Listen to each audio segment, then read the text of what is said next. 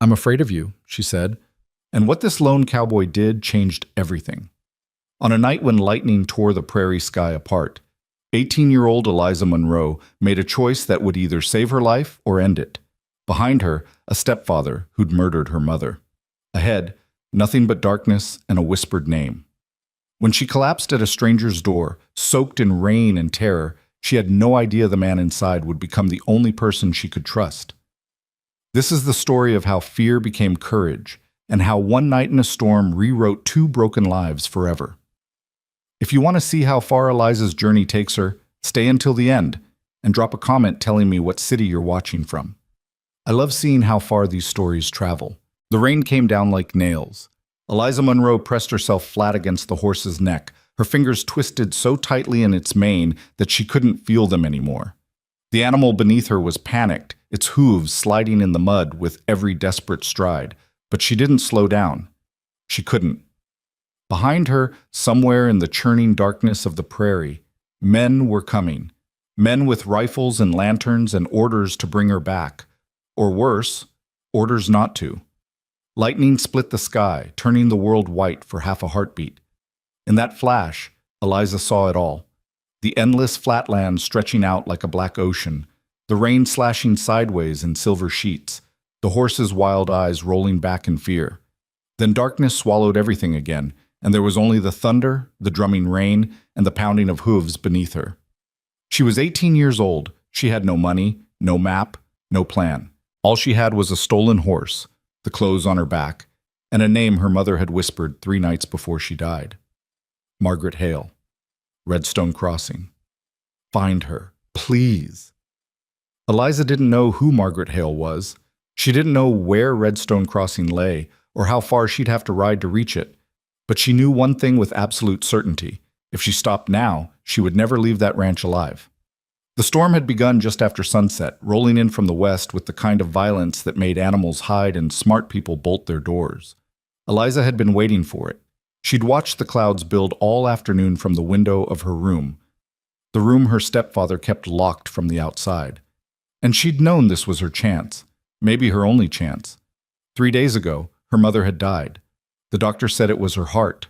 Her stepfather, Samuel Garrett, had nodded solemnly and accepted condolences from neighbors who didn't look too closely. But Eliza had seen the truth in her mother's final hours. The trembling hands, the gray skin, the way she couldn't keep water down. She'd seen the small brown bottle her stepfather kept locked in his desk, the one that smelled bitter and metallic when she'd finally broken in and uncorked it. Poison. He'd been poisoning her mother for months, maybe longer, slow and careful, so no one would suspect. And now that Catherine Monroe was dead, now that the ranch and the land and everything her mother had owned passed to Samuel Garrett, there was only one thing left standing in his way. Eliza. The day after the funeral, he'd told her the news. He'd been drinking. He always drank after dinner, and he'd called her into his study with that false gentleness he used when he wanted something. Sit down, Eliza. She'd remained standing. He'd smiled, but it didn't reach his eyes. You're a woman now, 18 years old. Your mother would have wanted you taken care of. I can take care of myself. No, he'd said quietly, and the smile disappeared. You can't, but Thomas Burdock can. The name hit her like a fist. Thomas Burdock was a cattle broker from Millerton, a man twice her age with a reputation for cruelty and a ranch that swallowed up every piece of land around it. He'd been circling her stepfather for years, making offers, pressing deals. And now, apparently, he'd made an offer for her. You're marrying him in 2 weeks, Samuel had said. I've already agreed to the terms. Eliza had stared at him, her heart turning to ice in her chest. You sold me. I secured your future. You murdered my mother, and now you're selling me like livestock. His hand had moved so fast she didn't see it coming. The slap knocked her sideways into the chair, her ear ringing, her vision blurring. When she looked up, his face was cold and empty. You'll marry Thomas Burdock, he'd said quietly, or you'll find yourself in the same grave as your mother. Do you understand me? She'd understood. That night, she'd begun to plan. Now, 3 days later, she was alone in a storm with a stolen horse and no idea if she'd live to see morning. The horse stumbled, nearly going down, and Eliza bit back a scream. She hauled on the reins, trying to keep the animal upright, but the mud was too deep and the rain too heavy. They were slowing down. The horse was exhausted, and so was she. She risked a glance over her shoulder. Nothing. Just darkness and rain. But that didn't mean they'd stopped. Samuel Garrett didn't give up. And he had men, ranch hands loyal to his money, men who wouldn't ask questions.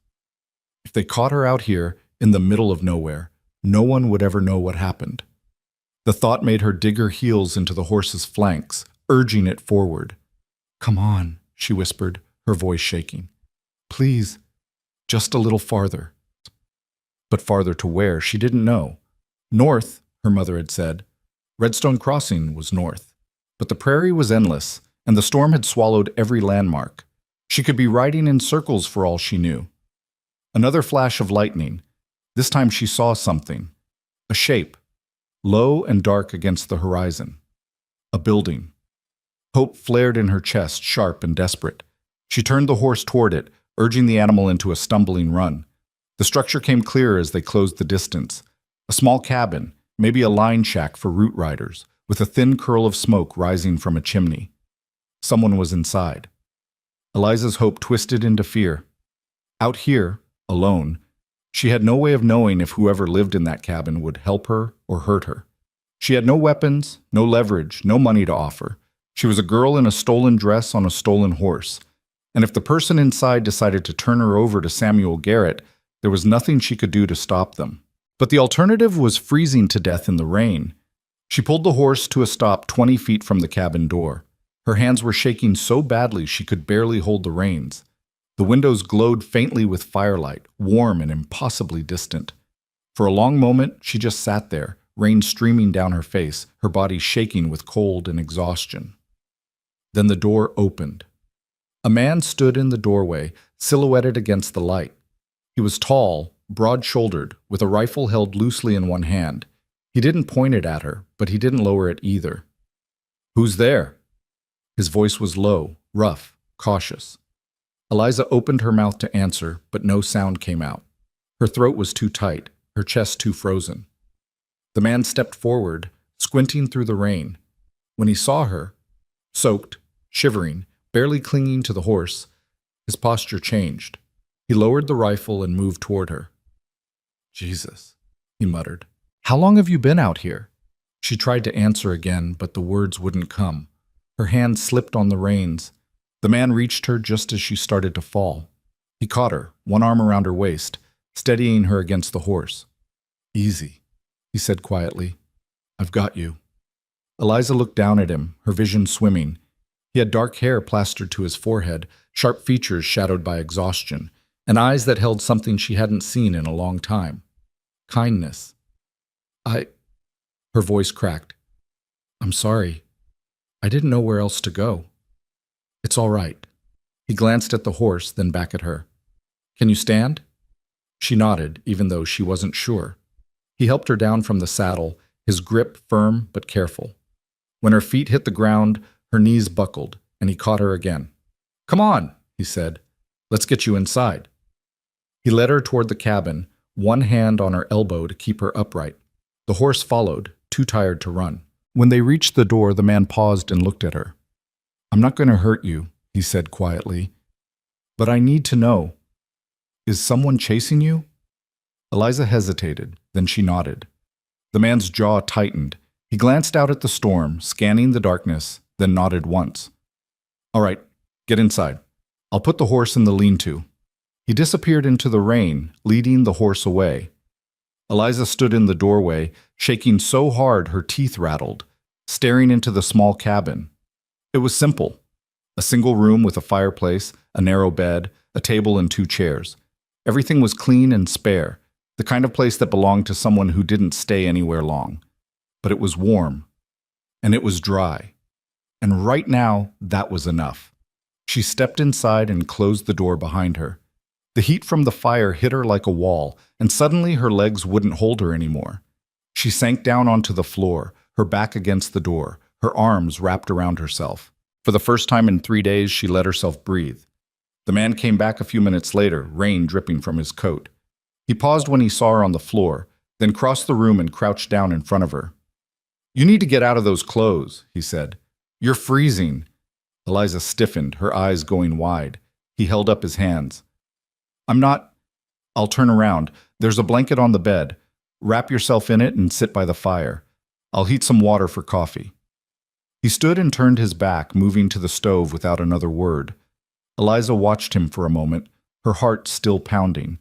Then, slowly, she pushed herself to her feet. Her fingers fumbled with the buttons of her dress. They were too cold, too stiff. But she managed to peel the soaked fabric away.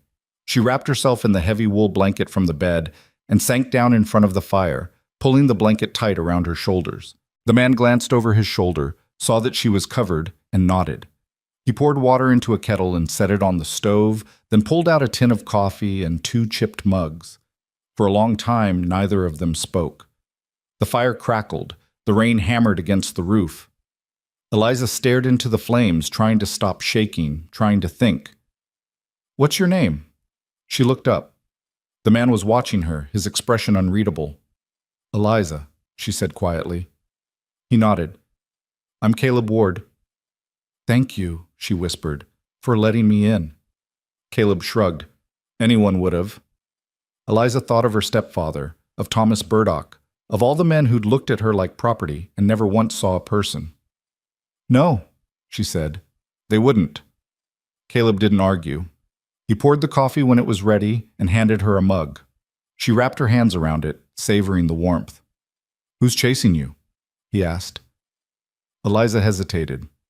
She didn't know this man. She didn't know if she could trust him, but she was so tired of carrying the weight alone.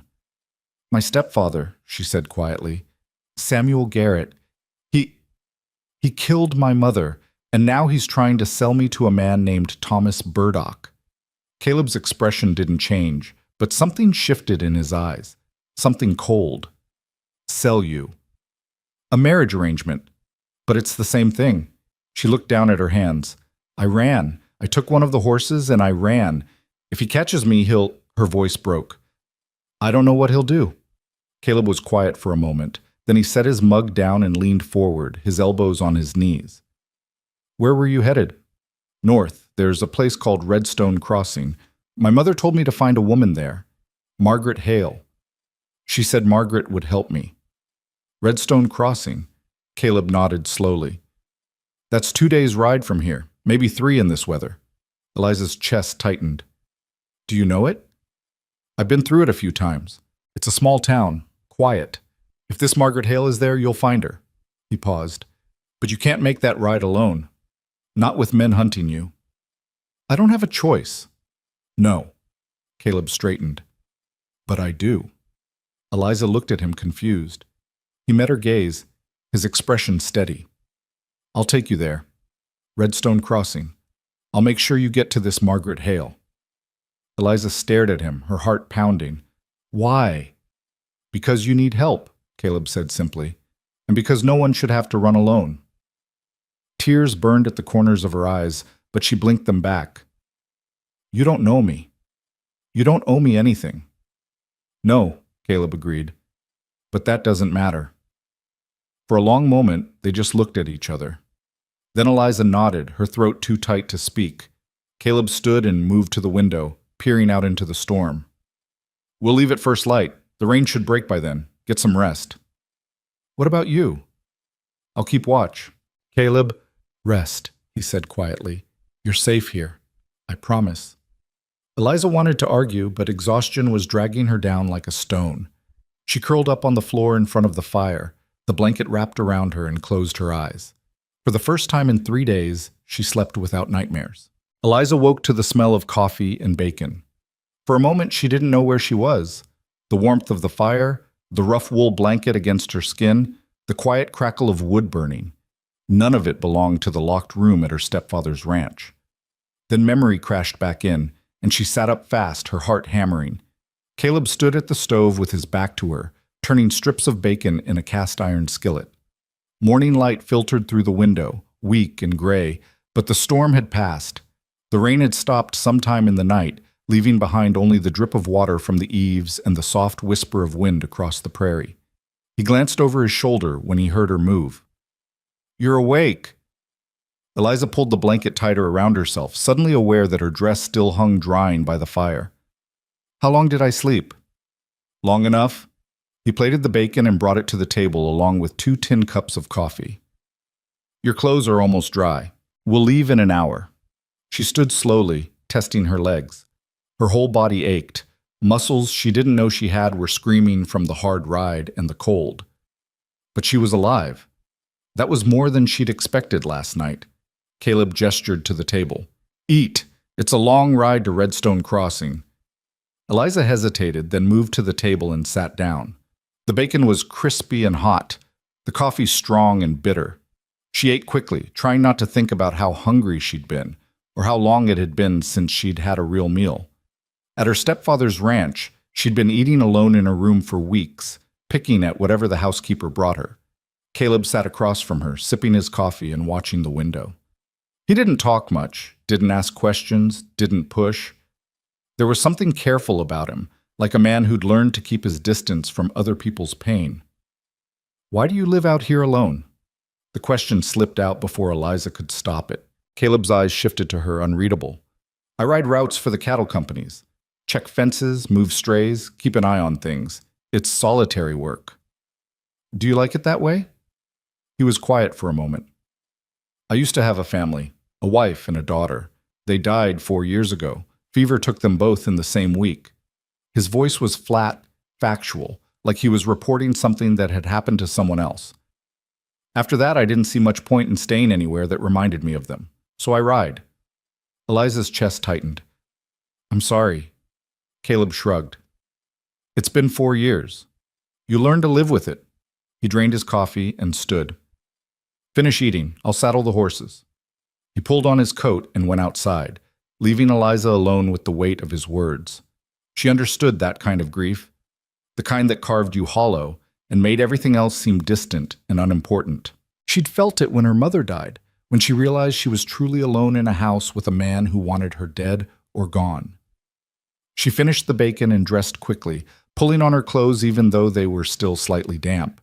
They smelled like wood smoke and rain, but they were better than the blanket. When she stepped outside, Caleb had both horses saddled and ready. Her stolen mare looked better after a night's rest, though her eyes still held that wild edge of fear. She'll hold up, Caleb said, reading her expression. But we'll need to take it slow.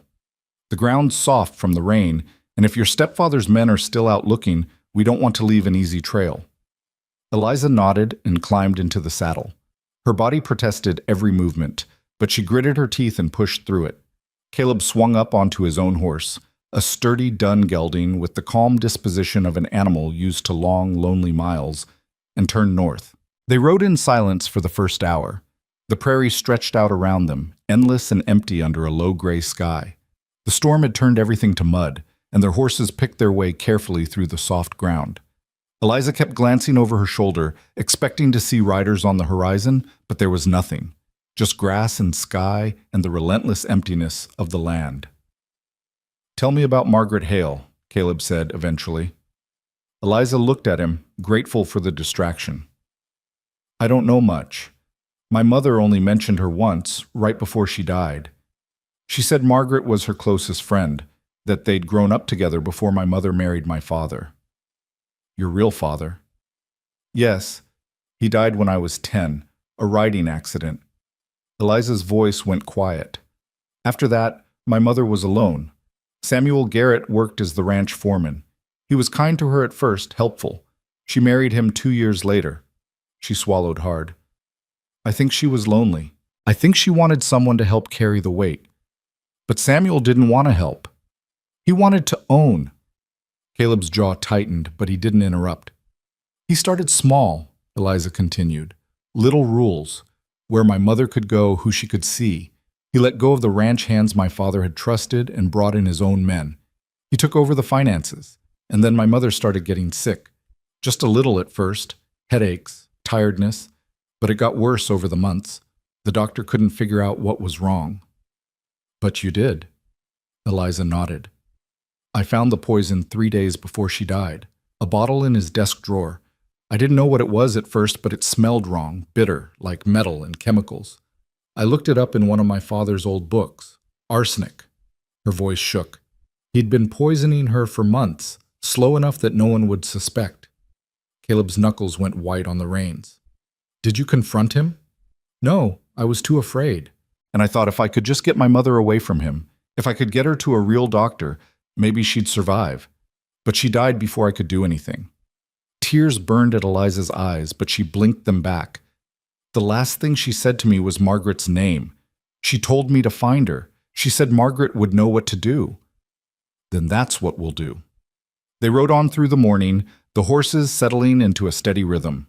The land began to change as they moved north, the flat prairie giving way to gentle hills and scattered groves of cottonwood trees. Caleb seemed to know the way without needing to think about it, guiding them along old cattle trails and avoiding the main roads where they might be spotted. Around midday, they stopped to rest the horses by a narrow creek swollen with storm runoff. Caleb filled their canteens while Eliza walked along the bank, stretching her sore legs. The silence out here was different from the silence at her stepfather's ranch. There, silence had meant danger. Meant Samuel was thinking, planning, tightening his control. Out here, silence was just space, room to breathe. Eliza, she turned. Caleb was standing by the horses, his eyes fixed on something in the distance behind them. What is it? Riders, 3, maybe 4, about 2 miles back. Eliza's blood went cold. Are they following us? Can't tell yet, but we're not waiting to find out. He moved quickly, tightening the saddle girths and checking the horses. We need to move, now. They mounted and rode hard, pushing the horses into a canter across the softer ground. Eliza risked a glance back and saw them, dark shapes moving across the prairie, too far away to identify, but close enough to be a threat. Her heart hammered in her chest. They're getting closer, she said, her voice tight. I know. Caleb's eyes scanned the landscape ahead. There's a ravine about a mile north. If we can reach it before they close the distance, we can lose them in the brush. They pushed the horses harder, mud flying from their hooves. Eliza's mare was struggling, her breathing labored, but the animal kept going. Behind them, the riders were gaining. She could see them more clearly now. 4 men on strong horses, riding with purpose. Caleb, I see them. Just hold on. The ravine appeared ahead, a dark slash in the earth lined with scrub oak and wild plum.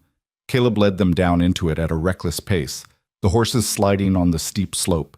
Eliza clung to the saddle, her heart in her throat, and then they were in the bottom, surrounded by thick brush and the cool shadows of the trees. Caleb dismounted fast and pulled both horses deeper into the cover. He pressed a finger to his lips, signaling Eliza to stay quiet. She slid down from the saddle, her legs shaking, and crouched beside him in the undergrowth. Above them, on the prairie, the sound of hoofbeats grew louder. Eliza held her breath. Through the tangle of branches, she could see the riders approaching. 4 men, just as Caleb had said. They slowed when they reached the ravine, scanning the ground, looking for tracks in the mud. One of them was Jake Calloway, one of Samuel's most loyal ranch hands. Eliza recognized his scarred face and the way he sat in the saddle, slouched and mean. Tracks go down here, Jake called to the others. Another man rode to the edge and peered into the ravine. Could be. Or they could have kept going north and were wasting time. Garrett said bring her back alive if we can, dead if we can't. Jake spat into the dirt. Girl's not worth dying for, but she's worth a week's pay if we find her. The words hit Eliza like a punch. Samuel hadn't even pretended she mattered. She was just another problem to be solved, another piece of property to be recovered or discarded. Caleb's hand closed gently around her wrist, steadying her. The men argued for another minute, then one of them made the decision. Split up. Jake, you and Miller check the ravine. Me and Tom will keep heading north. If she's down there, flush her out. If not, catch up with us in an hour. 2 of the riders moved on, disappearing over the rise. Jake and the man called Miller dismounted and started down into the ravine, their boots sliding in the mud. Caleb's grip tightened on Eliza's wrist. He leaned close and whispered so quietly she almost didn't hear him. Stay here. Don't move. Don't make a sound. Before she could protest, he was moving, slipping through the brush like a shadow. Eliza pressed herself flat against the cold earth, her heart hammering so loud she was sure the men would hear it. Jake and Miller were close now, maybe 20 feet away, pushing through the undergrowth with their rifles ready. Miller was complaining, his voice carrying easily in the quiet. "This is a waste of time. Girl probably drowned in the storm." "Garrett don't think so," Jake said. "And Garrett's paying." They moved deeper into the ravine, away from where Eliza was hiding. She watched them disappear into the brush, every muscle in her body coiled tight with fear. Then, somewhere to her left, she heard a sound, a soft whistle, like a bird call. Jake stopped. "You hear that?" Probably just the crack of a branch, and then Caleb was there, stepping out from behind a tree. He had his rifle leveled at Jake's chest, his expression cold and calm. "That's far enough." Jake spun, raising his own rifle, but Caleb was faster. "Drop it, both of you." Miller's hands went up immediately, his rifle clattering to the ground. But Jake hesitated, his eyes narrowing. "You're making a mistake, friend. That girl's a runaway. We're just bringing her home." "No," Caleb said quietly. "You're hunting her. There's a difference. She belongs to Samuel Garrett. He's her legal guardian. She's 18. She doesn't belong to anyone." Caleb's voice was flat, final. "Now drop the rifle and get back on your horses. Tell Garrett you lost her trail. Tell him she's gone. And don't come looking again." Jake's face twisted with anger. "You don't know what you're getting into." "Yes," Caleb said. "I do." For a long, tense moment, no one moved. Then Jake slowly lowered his rifle and set it on the ground. He straightened, his hands raised, his eyes burning with rage. "This isn't over." "It is for today," Caleb gestured with his rifle. "Now go." Jake and Miller backed away, moving carefully through the brush. When they reached their horses, they mounted without another word and rode back up out of the ravine. Caleb didn't lower his rifle until they were out of sight. Then he turned and found Eliza standing behind him, her face pale. "Are you all right?" She nodded, even though she wasn't sure. "You could have killed them." "I could have, but that would have brought every man Garrett's got down on us." Caleb lowered the rifle and moved to the horses. "This way they'll go back and report you're gone. It buys us time." "Time for what?" "To get you to Redstone Crossing before they regroup." He checked the saddles, then looked at her. "Can you ride?" Eliza's legs felt like water, but she nodded. "Yes." They rode hard for the rest of the afternoon, pushing north through rolling hills and scattered timber. The land opened up again as evening approached, revealing a wide valley with a small town nestled at its center. Caleb pulled his horse to a stop on a low rise overlooking the valley and pointed. "Redstone Crossing." Eliza's breath caught. The town was small, maybe 24 buildings clustered around a single dirt road, but it looked solid and real. Smoke rose from chimneys, and she could see people moving between the buildings, going about their lives. After 3 days of running and fear, it looked like safety. "How do we find Margaret Hale?" she asked. "We ask." Caleb nudged his horse forward. "Small town like this, everyone knows everyone. We'll find her."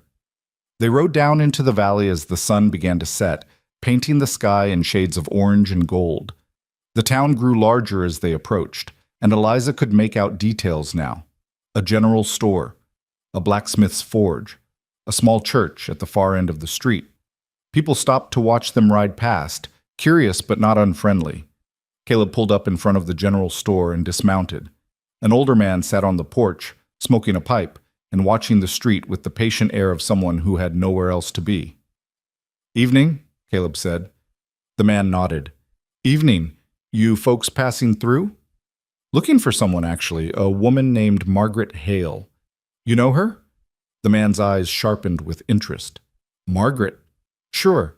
She runs the boarding house at the end of the street, the big white house with the green shutters." He looked at Eliza, taking in her tired face and mud-stained clothes. "Is she expecting you?" "Not exactly," Caleb said, "but it's important." The man nodded slowly and pointed with his pipe. "End of the street, like I said. Can't miss it." They thanked him and rode on. The boarding house was exactly where he'd said it would be. A large, well-kept house with a wide front porch and flowers blooming in window boxes. Warm light glowed from the windows, and Eliza could smell bread baking. Caleb dismounted and helped Eliza down. Her legs nearly gave out and he steadied her with a hand on her elbow. "This is it," he said quietly. Eliza looked up at the house, her heart pounding. This was what her mother had wanted. This was the end of the run. But standing here now, about to knock on a stranger's door and ask for help, she felt more afraid than she had facing down Jake and his rifle. "What if she doesn't believe me?" Eliza whispered. "What if she doesn't remember my mother?" Caleb met her eyes. "Then we'll figure something else out. But you came this far, Eliza. Don't stop now." She took a breath and nodded. Together they climbed the porch steps, and Caleb knocked on the door. Footsteps inside. Then the door opened, and a woman stood there, backlit by lamplight. She was in her 40s, with graying brown hair pulled back in a neat bun and sharp, intelligent eyes. She looked at Caleb first, then at Eliza, and something shifted in her expression. "Can I help you?" Eliza's voice came out small and scared. "Are you Margaret Hale?" "I am." "My name is Eliza Monroe. My mother was Catherine Monroe." She swallowed hard. "Before she died, she told me to find you. She said you would help me." Margaret's face went very still. She stared at Eliza for a long moment, and then her eyes filled with tears. "Catherine's daughter," she whispered. "Oh, my dear girl, come inside, both of you. Come inside right now." She stepped back, ushering them into a warm, brightly lit hallway that smelled of bread and lavender. The door closed behind them, shutting out the cold and the fear and the endless prairie.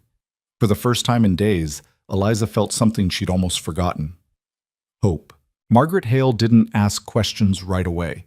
She led them through the boarding house to a private sitting room at the back, settled Eliza into a chair by the fire, and brought tea and warm bread without a word. Only after Eliza had eaten something and the color had started to return to her face did Margaret pull up a chair across from her and take her hands. "Tell me everything," she said quietly. So Eliza did. She told Margaret about her father's death, about Samuel Garrett's slow takeover of the ranch, about her mother's illness and the brown bottle of poison. She told her about Thomas Burdock and the forced marriage, about stealing the horse and running through the storm. Her voice shook when she described finding Caleb's cabin and the riders in the ravine, but she pushed through it. By the time she finished, Margaret's face was pale and her jaw was set hard. "Catherine," Margaret whispered, "I should have known. I should have seen it." "You couldn't have," Eliza said. He kept her isolated. She stopped writing letters, stopped visiting town. By the time I realized what was happening, it was too late. Margaret stood and paced to the window, her hands clasped tight. "Your mother and I grew up together. We were closer than sisters. When she married your father, I was so happy for her. He was a good man, and he loved her truly. But after he died," she shook her head. "I saw her at his funeral. She looked so lost. Samuel Garrett was there, playing the concerned foreman, and I remember thinking he watched her the way a wolf watches a wounded deer. But I lived 3 days' ride away, and by the time I heard she'd married him, it was already done." "She mentioned you in her letters," Eliza said. "Before Samuel made her stop writing, she said you were the only person who'd ever truly understood her." Margaret turned, tears on her cheeks. "And I failed her. I let her disappear into that man's control, and now she's dead." "You didn't fail her," Eliza said firmly. "She wanted me to find you because she trusted you, because she knew you'd help me when no one else would." Caleb, who'd been standing quietly by the door, spoke up. "The question is what happens now. Garrett's men followed us this far. They'll report back that they lost the trail, but Garrett's not going to give up.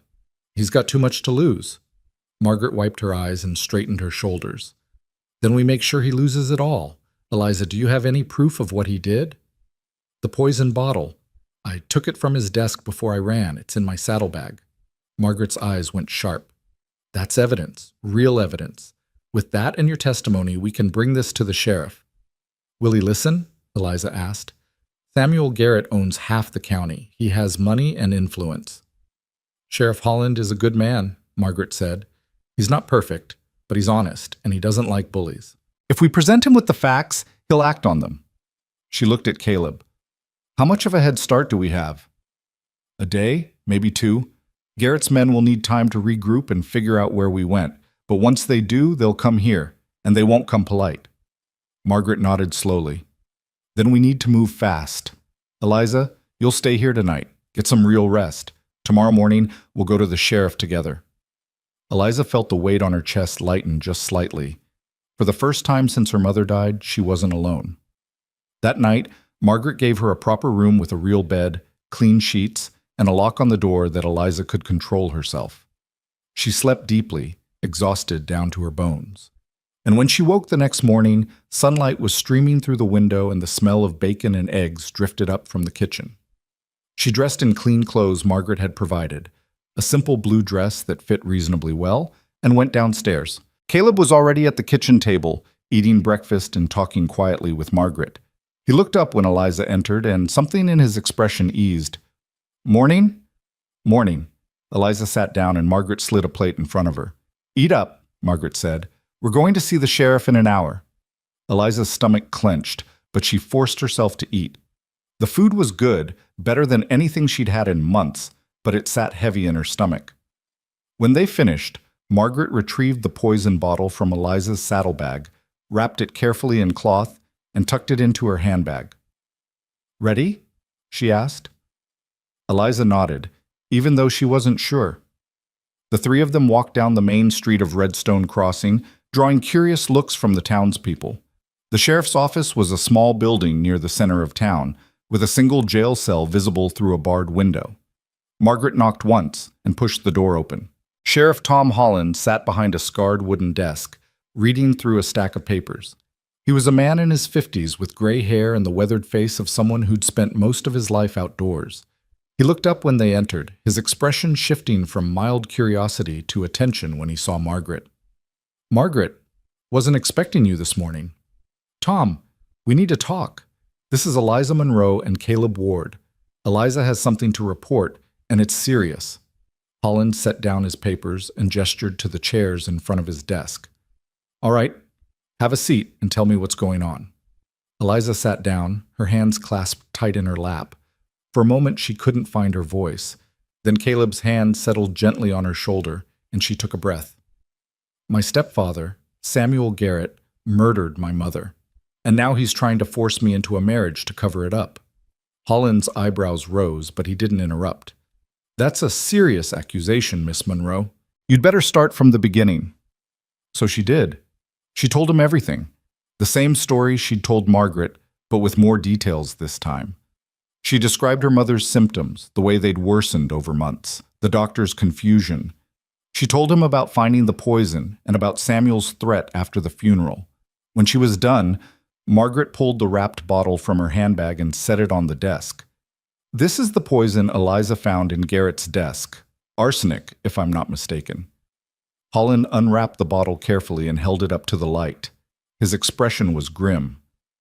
"This is serious, all right, but I need more than a bottle and your word, Miss Monroe. No offense, but Garrett's a powerful man. If I'm going to move against him, I need evidence that'll hold up." "What about an exhumation?" Margaret said. "Catherine Monroe's only been dead a week. If arsenic was used over a long period, it'll still be in her system. A proper autopsy would prove it." Holland was quiet for a long moment, thinking. Then he nodded. "That could work. But I'll need a judge's order, and that'll take time. A few days, at least." "We might not have a few days," Caleb said. "Garrett's men were tracking us yesterday. They know we came this direction. It's only a matter of time before they figure out we're here." "Then I'll send word to Judge Carson in Millerton," Holland said. "He's fair, and he doesn't like Garrett any more than I do. But until I get that order, there's not much I can do officially." He looked at Eliza. "You're safe here for now. I'll keep an eye out for any of Garrett's men, and if they show up causing trouble, I'll deal with them." "Thank you, Sheriff." Holland nodded. "In the meantime, you stay close to Margaret's place. Don't go wandering around alone. And if anything happens, you come straight to me." They left the sheriff's office with a mixture of relief and anxiety. Holland believed them, which was more than Eliza had dared hope for. But the waiting was going to be hard, and the knowledge that Samuel's men were somewhere out there, looking for her, made her skin crawl. The next 2 days passed in uneasy quiet. Eliza stayed at the boarding house, helping Margaret with chores and trying to keep her mind occupied. Caleb remained in town, sleeping in the boarding house's barn and keeping watch. He didn't say much, but Eliza noticed the way his eyes constantly scanned the street. the way his hand never strayed far from his rifle.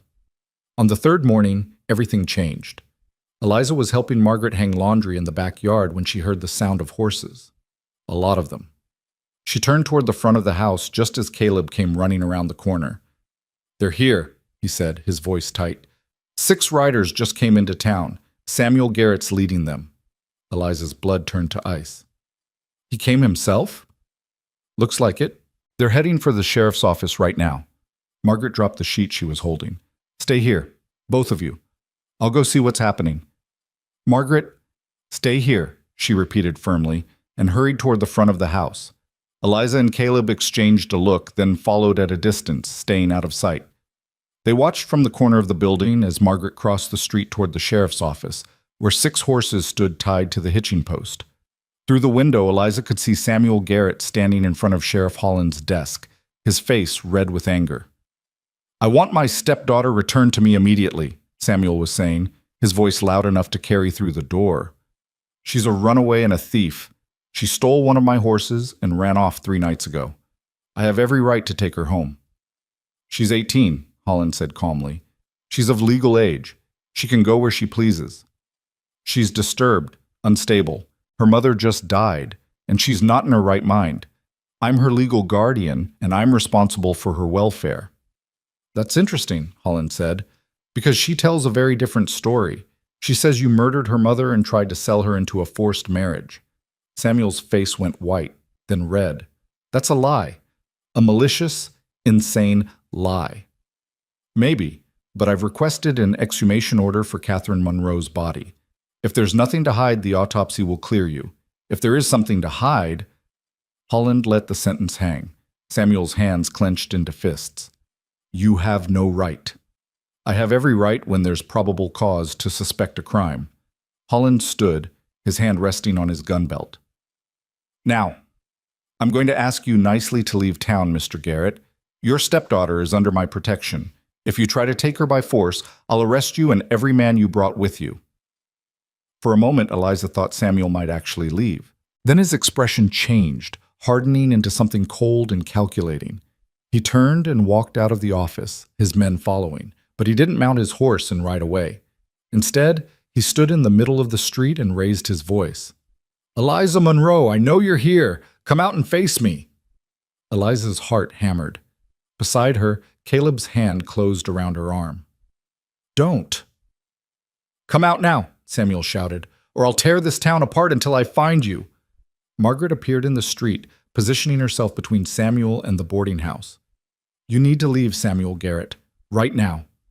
Samuel's eyes fixed on her, and recognition dawned. "Margaret Hale. I should have known. Catherine's old friend. Did you put these lies in my stepdaughter's head?" "The only lies here are the ones you've been telling for 2 years," Margaret said coldly. "Everyone in this town knows what kind of man you are." "And what kind of man is that?" "The kind who poisons his wife and sells his stepdaughter like livestock." The words hung in the air, sharp and clear. People had started gathering on the street now, drawn by the commotion. Shopkeepers stood in doorways, women paused with their baskets, men stopped their work to watch. Samuel's face twisted with rage. "You have no proof." "Yes," said a voice behind him. "She does." Samuel spun. Eliza stood at the corner of the boarding house, Caleb beside her. Her legs were shaking, but her voice was steady. "I have the poison you used," she said. "The bottle from your desk, arsenic, the same poison that killed my mother." Samuel went very still. "You're lying." "Am I?" Eliza took a step forward, her fear turning to anger. "You kept it locked in your desk drawer, the 3rd drawer down, behind the ledgers.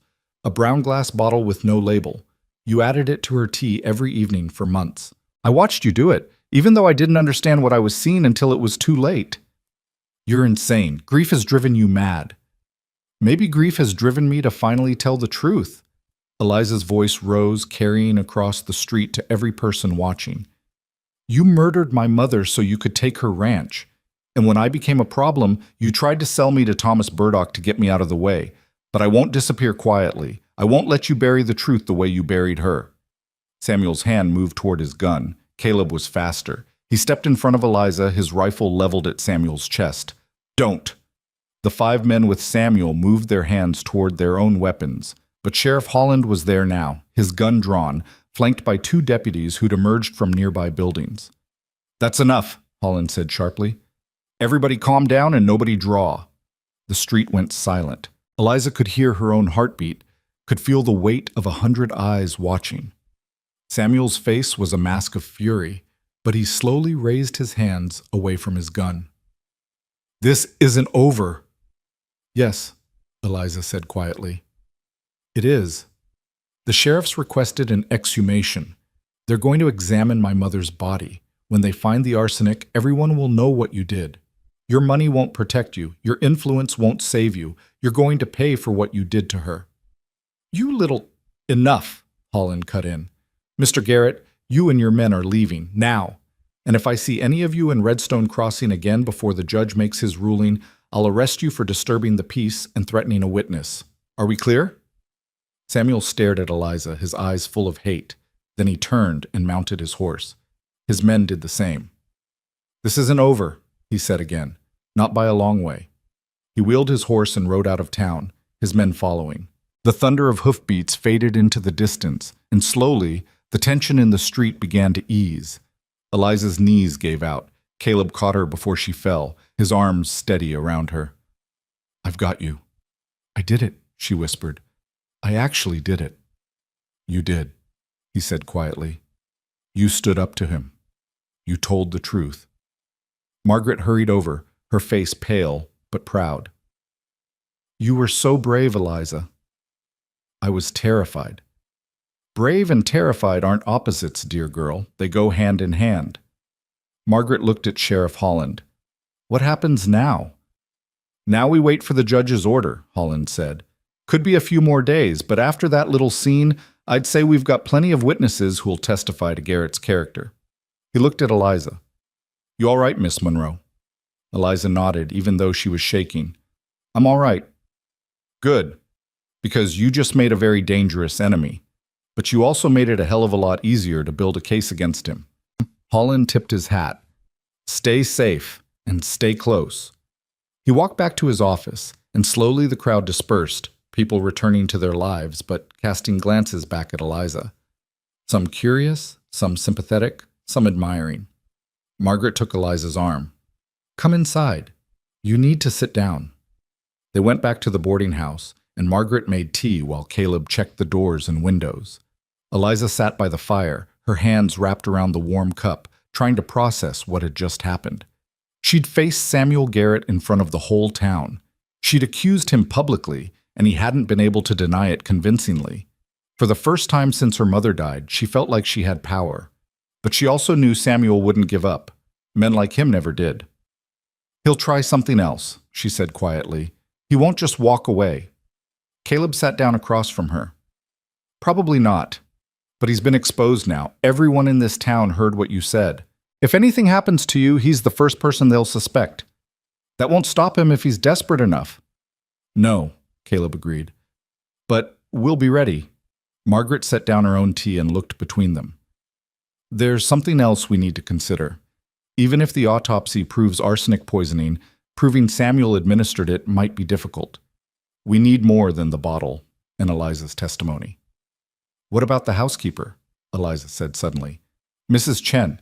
She worked at the ranch for years. She would have seen things, noticed things. If anyone knows the truth besides me, it's her." Margaret nodded slowly. "Do you think she'd be willing to testify?" "I don't know. She was always kind to me, but she was also afraid of Samuel. He controlled everyone on that ranch." Eliza paused. "But maybe if she knew she'd be protected, that she wouldn't be alone." "Then we find her," Caleb said. "We bring her here and we ask." "That means going back near the ranch," Margaret warned. "It's dangerous." "Everything about this is dangerous," Caleb said. "But if Mrs. Chen's testimony could seal the case against Garrett, it's worth the risk." Eliza looked at him, this quiet man who'd given her shelter and protection and asked for nothing in return. "Why are you doing this? You could have left me at the cabin and gone back to your life. Why are you still here?" Caleb was quiet for a moment. "Because no one should have to fight alone. And because what Garrett did to your mother, what he tried to do to you, it's the kind of evil that needs to be stopped." His eyes met hers. "But mostly because you remind me that there are still things worth fighting for, people worth protecting." Eliza's throat tightened. "Thank you. For everything." He nodded once, then stood. "We should rest while we can. Tomorrow we'll figure out how to find Mrs. Chen." That night, Eliza lay in bed staring at the ceiling, listening to the sounds of the boarding house settling around her. She thought about her mother, about the life that had been stolen from her. She thought about Samuel Garrett and the reckoning that was coming. And she thought about the words she'd spoken in the street, the truth she'd finally had the courage to say out loud. For the first time in her life, she felt like she was fighting back, and she wasn't going to stop until justice was done. The next morning brought news that changed everything. Sheriff Holland arrived at the boarding house just after breakfast, a telegram clutched in his hand and a grim smile on his face. Margaret ushered him into the sitting room where Eliza and Caleb were finishing their coffee. "Judge Carson approved the exhumation," Holland said without preamble. "We can proceed immediately.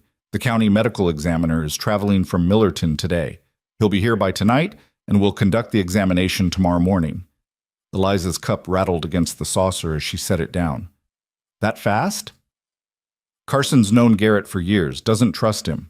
When I laid out what you told me and mentioned the poison bottle, he expedited the order." Holland pulled out a chair and sat down heavily. "There's more. I sent a deputy to the ranch yesterday to ask some questions. Talked to a few of the hands, the cook, some others. Most of them wouldn't say anything against Garrett, but one woman was different, said her name was Mrs. Chen." Eliza's breath caught. "She talked to you?" "Not exactly. She wouldn't say much in front of the other hands, but she slipped my deputy a note when no one was looking." Holland pulled a folded piece of paper from his pocket and handed it to Eliza. "She wants to talk, but she's afraid." Eliza unfolded the paper with shaking hands. The handwriting was careful and precise, the words written in English but with a formality that showed it wasn't Mrs. Chen's first language.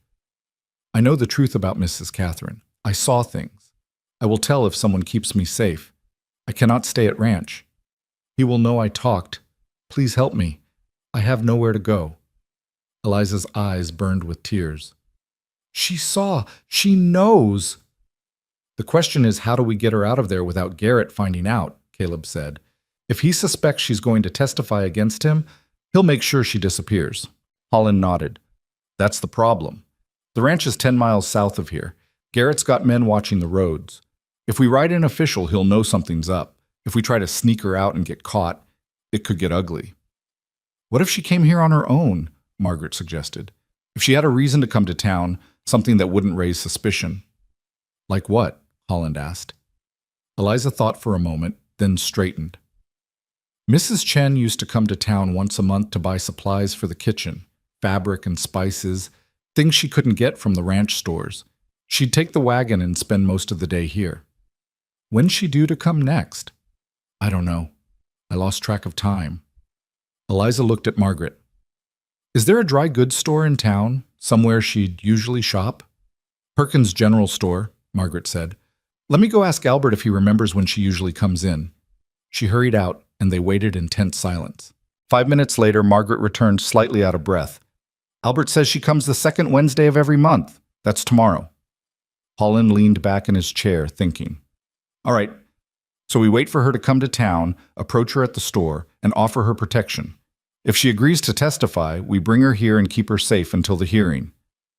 "What if Garrett's men come with her?" Caleb asked. "Then we'll have to be careful. But most months, according to Albert, she comes alone. Garrett's never seen her as a threat." Holland stood. "I'll have my deputies watching the roads tomorrow. If she shows up with company, we'll adjust. If she's alone, we move."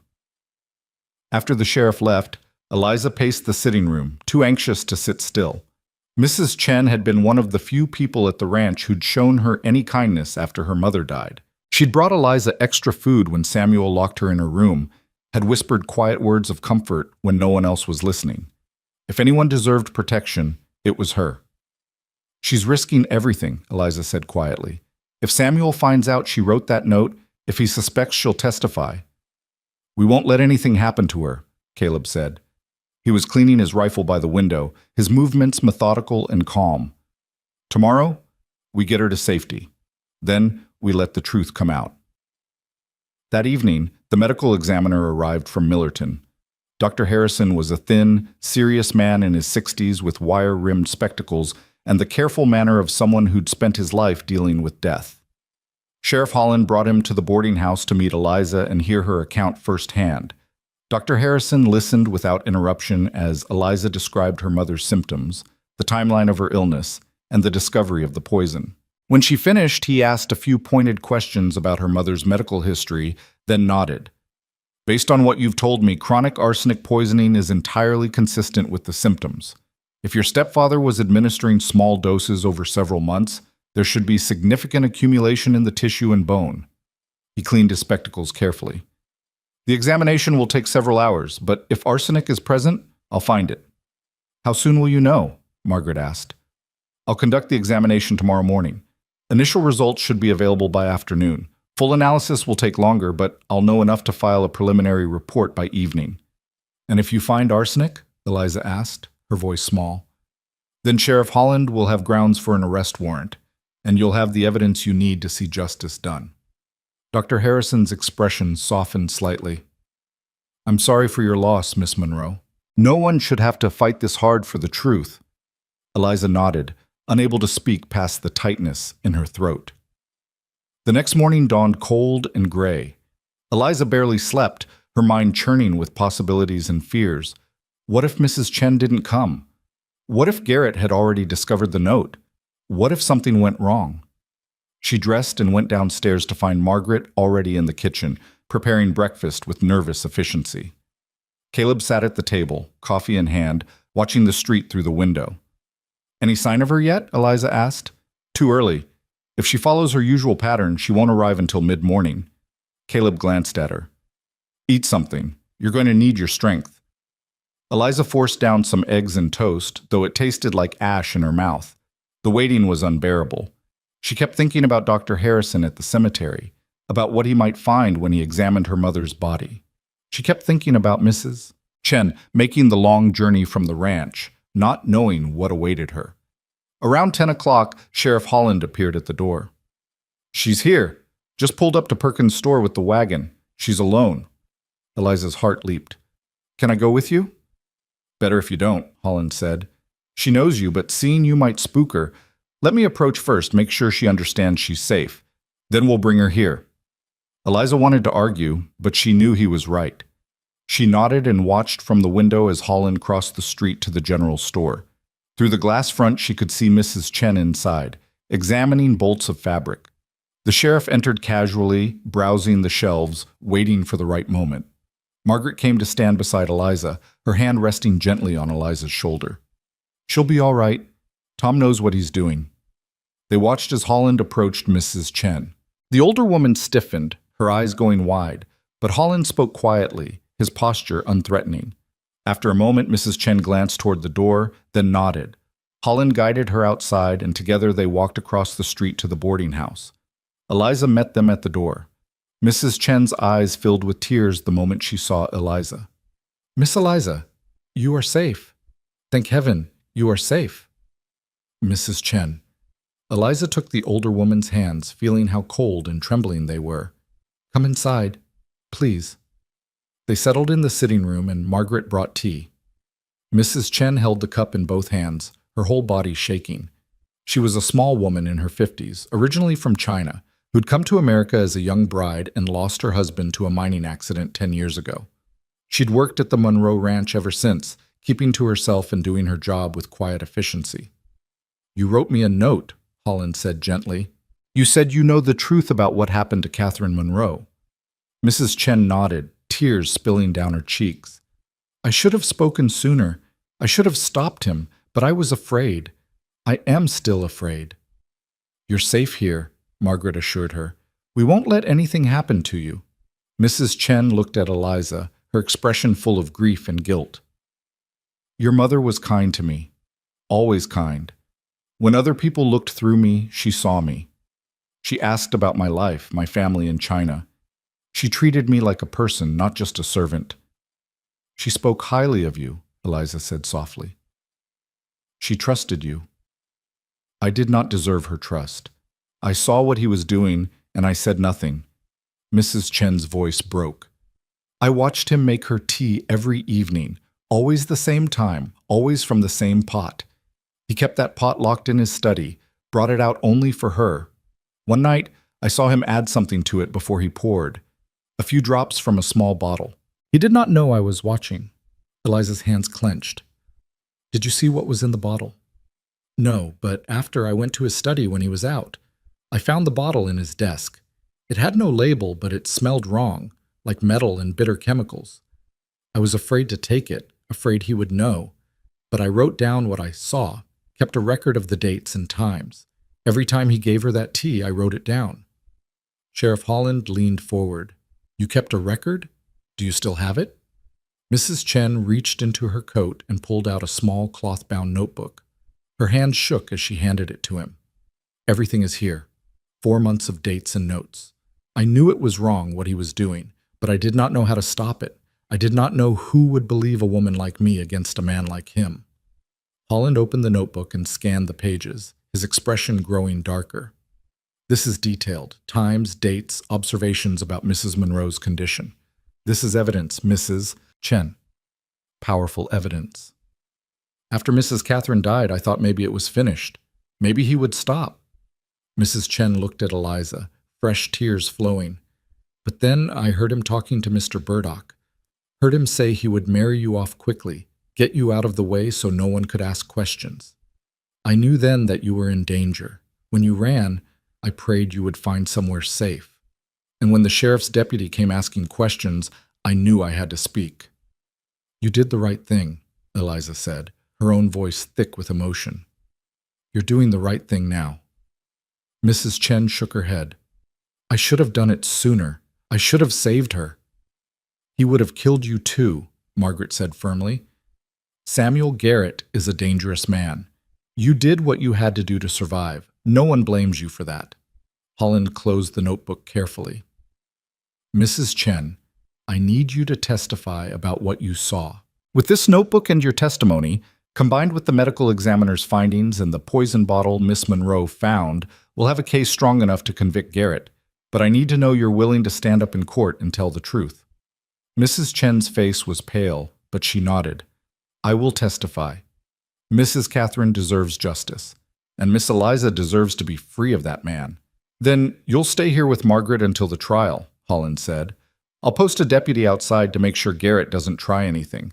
You're under the protection of the law now. Mrs. Chen looked around the room at the faces watching her with kindness and respect. For the first time since she'd arrived, some of the fear left her eyes. Thank you, all of you. That afternoon, Dr. Harrison completed his examination. Sheriff Holland brought him to the boarding house to deliver his findings in person. They gathered in the sitting room again, the air thick with tension. Dr. Harrison set his medical bag on the floor and removed his spectacles to clean them. I've completed the preliminary examination of Catherine Monroe's remains. The results are conclusive. He looked at Eliza, his expression grave. Your mother died of arsenic poisoning. The concentration in her tissue and bone indicates chronic exposure over a period of at least 4 to 6 months, possibly longer. Someone was administering small doses regularly, likely daily. Eliza closed her eyes, feeling the weight of confirmation settle over her. She'd known, but hearing it stated so clinically, so certainly, made it real in a way it hadn't been before. Can you determine how it was administered? Holland asked. Most likely through food or drink. The pattern of accumulation suggests regular ingestion.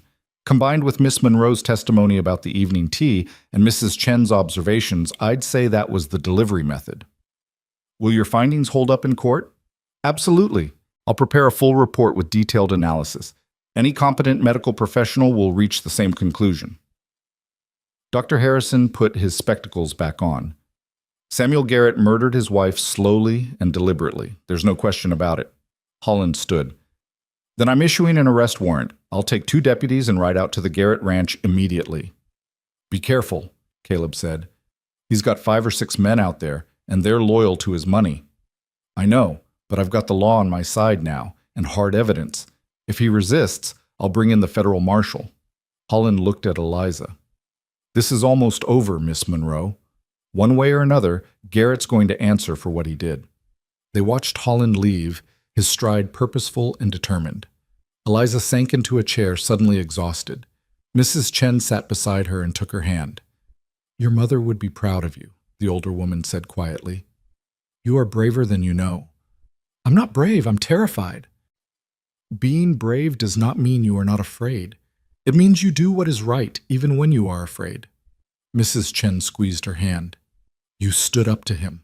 You told the truth. That takes great courage." Margaret brought more tea, and they sat in quiet companionship as the afternoon light faded. Caleb remained by the window watching the street, his rifle within easy reach. Despite the evidence, despite the arrest warrant, none of them believed Samuel Garrett would go quietly. As evening approached, a commotion erupted outside. Eliza rushed to the window and saw Sheriff Holland riding back into town, flanked by his deputies. Behind them, hands bound and face twisted with rage, rode Samuel Garrett. People poured out of their homes and businesses to watch as Holland led his prisoner down the main street to the jail. Samuel's eyes swept the crowd, and when they found the boarding house window where Eliza stood watching, they locked on her with pure hatred. "You'll pay for this," he shouted. "You'll all pay." Holland jerked the reins of Samuel's horse, forcing the man to look away. "Save it for the judge, Garrett." They disappeared into the jail, and slowly the crowd dispersed. Eliza stepped back from the window, her whole body trembling. It was done. Samuel Garrett was in custody. The evidence was overwhelming. Justice was finally within reach.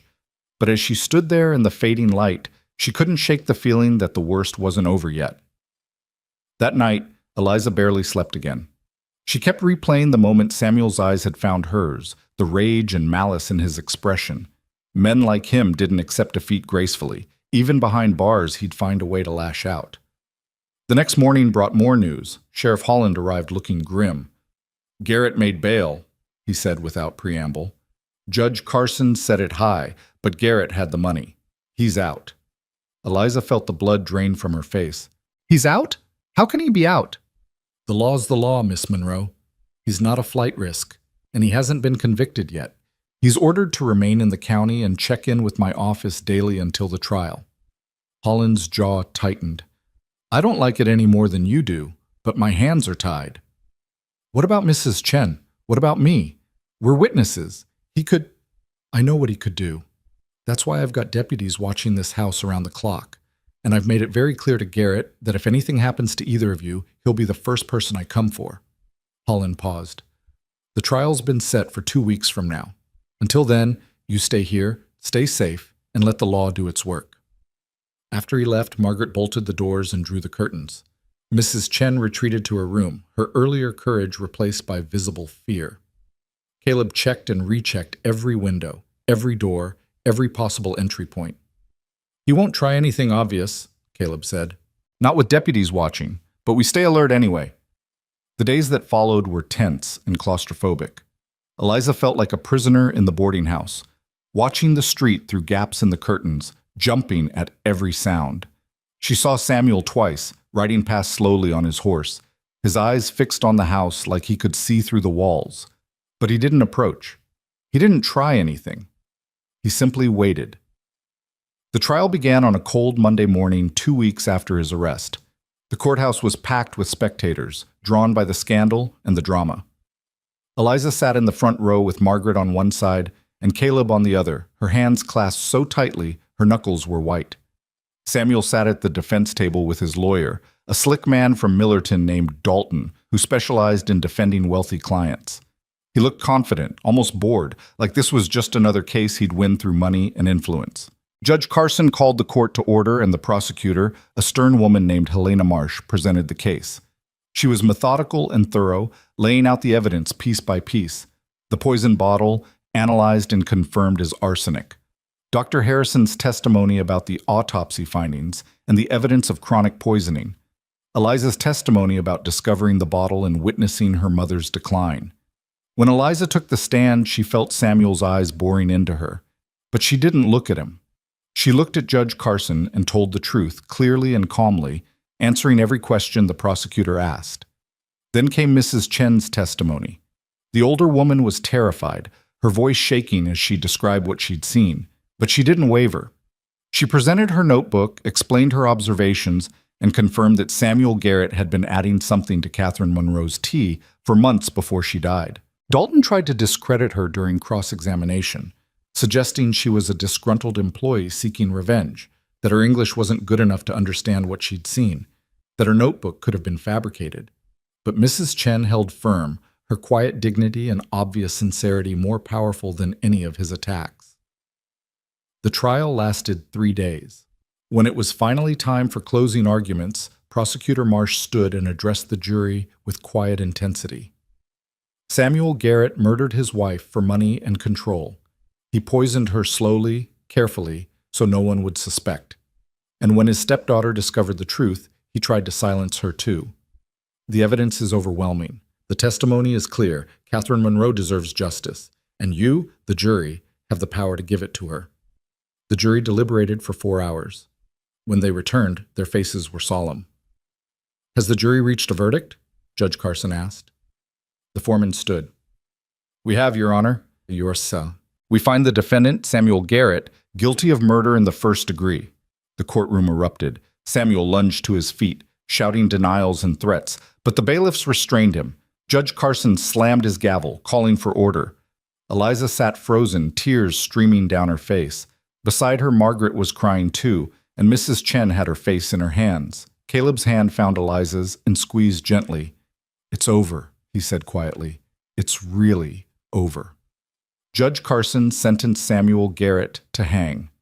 The execution was scheduled for 1 month later, time enough for appeals that everyone knew would fail. As the bailiffs led Samuel away in chains, he looked back one last time at Eliza. This time, there was no rage in his eyes, only defeat. Eliza walked out of the courthouse into bright afternoon sunshine, feeling like she was stepping into a new world. The weight she'd carried for so long, the fear and anger and grief, didn't disappear completely, but it shifted, becoming something she could finally carry without it crushing her. "Your mother can rest now," Margaret said, putting an arm around her shoulders. Eliza nodded, unable to speak past the tears, but for the first time since her mother died, they were tears of relief. Justice had been done. The week after the trial, Eliza stood in the doorway of her old ranch house for the first time in nearly 2 months. The place looked different now, smaller somehow, stripped of the menace it had held when Samuel Garrett walked these halls. Sheriff Holland had accompanied her, along with Caleb and Margaret, to help her sort through her mother's belongings and decide what to do with the property. The house was quiet, almost tomb-like. Most of Samuel's hired men had scattered after the verdict, unwilling to be associated with a convicted murderer. Only old Henry, the stable hand who'd worked for Eliza's real father, had stayed behind to tend the horses and keep the place from falling into complete neglect. "Take your time," Margaret said gently, touching Eliza's shoulder. "There's no rush." Eliza nodded and stepped inside. The sitting room looked exactly as it had the night she'd fled, though dust had settled over everything. She moved through the house slowly, each room holding memories both precious and painful. Her mother's sewing basket still sat by the window where she'd left it. Her father's books lined the study shelves. The locked room where Samuel had kept her prisoner stood open now, the keys still in the lock. She climbed the stairs to her mother's bedroom. The bed was neatly made, untouched since Catherine's death. Eliza sat on the edge of the mattress and let herself remember her mother as she'd been before the sickness, before Samuel. Strong and kind, with laugh lines around her eyes and capable hands that could gentle a spooked horse or braid Eliza's hair with equal skill. "I got justice for you, Mama," Eliza whispered to the empty room. "He can't hurt anyone else now." She opened her mother's wardrobe and found the cedar box where Catherine had kept her most treasured possessions. Inside were letters from Eliza's father, a pressed flower from their wedding day, and a small portrait of Eliza as a child. At the bottom, wrapped in silk, was Catherine's wedding ring from her first marriage, the one to Eliza's father. Samuel had made her remove it when they married, but she'd kept it hidden all these years. Eliza slipped the ring onto her own finger. It was slightly too large, but she could have it sized. She wanted to carry this piece of her mother with her, this symbol of real love untainted by Samuel's poison. In her father's study, she found his journals and ledgers documenting years of ranch management. She'd need to go through these carefully, figure out the state of the property and what needed to be done. The ranch was legally hers now, passed down from her mother, but Eliza wasn't sure she wanted to keep it. Too many bad memories haunted these walls. Caleb found her there an hour later, surrounded by papers and lost in thought. "You all right?" he asked from the doorway. "I'm deciding what comes next," Eliza said, gesturing at the ledgers. "The ranch is mine, but I don't know if I can live here. Every room reminds me of what he did, what he took from us." Caleb stepped into the study and sat down across from her. "You don't have to decide today, or even this month. Take the time you need to figure out what you want. What I want is to start over, to build a life that's mine, not something I inherited from tragedy." Eliza closed the ledger in front of her. "Margaret offered me a job at the boarding house. Room and board plus wages. It's not much, but it's honest work, and it would give me independence." "That sounds like a good start. What about you?" The question came out before Eliza could stop it. "Will you go back to writing roots? Back to being alone?" Caleb was quiet for a moment, his eyes distant. "I've been thinking about that. I've spent 4 years running from my grief, convincing myself that being alone was easier than risking more loss. But these past weeks with you and Margaret, being part of something that mattered, helping bring a guilty man to justice." He met her eyes. "It reminded me that isolation isn't the same as peace. Maybe it's time I stopped running." "What would you do instead?" "Redstone Crossing could use a good ranch hand. Margaret mentioned the Carlson place is looking for help, and they're good people. I could settle there, find some stability." He paused. "Stay close to people who've become important to me." Eliza's heart beat faster. "I'm glad you're staying. So am I." They spent the rest of the day sorting through the house. Eliza packed her mother's most precious belongings, her father's journals, and a few pieces of furniture she wanted to keep. Everything else could be sold with the ranch when she was ready. By evening, they'd loaded 2 wagons with what Eliza wanted to take back to Redstone Crossing. Before they left, Eliza walked out to the small cemetery where her parents were buried. Her father's grave was marked with a simple headstone, weathered by years of prairie wind. Her mother's was newer, the earth still fresh. Samuel had arranged a plain marker with just her name and dates, nothing about who she'd been or who had loved her. Eliza knelt beside the grave, her mother's wedding ring catching the last light of day. "I'm leaving this place, Mama. I'm going to build a new life, the kind of life you would have wanted for me. Free and full of choices I make myself." She touched the cold stone gently. "I love you. I'll always love you, and I promise I'll live enough for both of us." The wind whispered through the grass, and Eliza imagined it was her mother's voice, giving her blessing. The journey back to Redstone Crossing felt different than the desperate flight that had brought her here. This time, Eliza rode with her head up, watching the prairie unfold around her without fear. Mrs. Chen sat in the wagon beside Margaret, the 2 women talking quietly about plans for the boarding house. Caleb rode alongside, steady and present. When they reached town just after sunset, several people came out to greet them. Word of the trial and verdict had spread, and the town had embraced both Eliza and Mrs. Chen as their own. Albert from the general store waved from his porch. Dr. Morrison, who'd treated Eliza for exhaustion after the trial, called out a friendly greeting. Even Judge Carson, who'd stayed in town a few extra days, tipped his hat as they passed. "You've made quite an impression on this place," Margaret said with a smile. "They're proud of what you did, standing up to Garrett the way you did. You showed real courage. I was terrified the entire time. Courage isn't the absence of fear, dear. It's acting despite it. You faced your fear and won." They unloaded the wagons at the boarding house, and Margaret showed Mrs. Chen to a permanent room on the 2nd floor. The older woman had agreed to stay on as Margaret's assistant, helping with cooking and housekeeping in exchange for room, board, and a small salary. It was the first time in years she'd had true security, and the relief on her face was visible. That night, Margaret prepared a celebratory dinner, inviting Sheriff Holland and his wife, along with Dr. Harrison, who was staying in town for a few more days. They gathered around the large dining table, and for the first time since her mother's death, Eliza felt something close to happiness. "To justice," Sheriff Holland said, raising his glass, "and to brave women who refuse to be silenced." They all drank to that, and conversation flowed easily. Holland told stories about past cases, some funny, some sobering. Dr. Harrison discussed medical advances happening in the eastern cities. Margaret and Mrs. Chen talked about expanding the boarding house's services, maybe adding a small restaurant. Caleb sat beside Eliza, quiet as always, but present. At one point, their eyes met across the table, and he smiled, a real smile that reached his eyes and softened the hard lines of his face. After dinner, Eliza and Caleb walked out onto the front porch.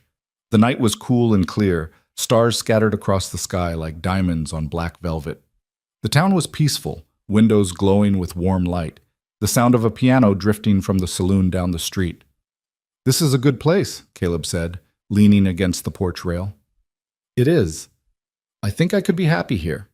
"You deserve to be happy, Eliza. After everything you've been through, you deserve a life that's yours." She looked at him. This man who'd given her shelter when she had nowhere to go, who'd protected her without asking for anything in return, who'd stood beside her through the darkest moments of her life.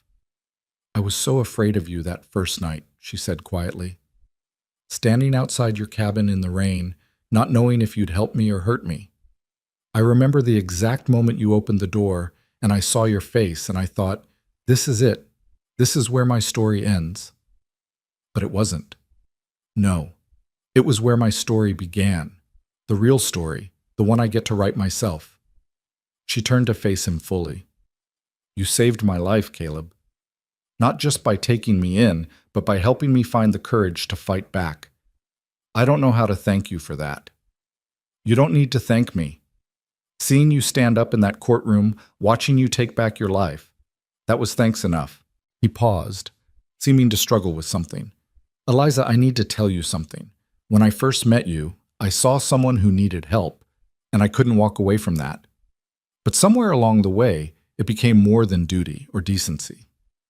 You reminded me what it felt like to care about someone, to want to protect them not because you had to, but because you couldn't imagine not doing it." Eliza's breath caught. "Caleb, let me finish. I'm not good with words, and I need to get this out." He took a breath. "I lost my family 4 years ago, and I thought that was it for me. Thought I'd spend the rest of my life alone, keeping everyone at arm's length because it was safer that way. But you changed that. You made me remember that life isn't just about being safe. It's about connection, about fighting for the people you care about building something that matters." "What are you saying?" "I'm saying that I care about you, Eliza. More than I probably should, more than I plan to. And I know you're just starting to build your new life and you don't need complications. But I wanted you to know that whatever you decide, wherever you go, I'll be here. Not as someone who saved you, but as someone who believes in you and wants to see you thrive." Eliza felt tears prick her eyes, but they were good tears this time. "You didn't save me, Caleb. You gave me a chance to save myself. There's a difference, and it matters." She stepped closer. "I care about you too.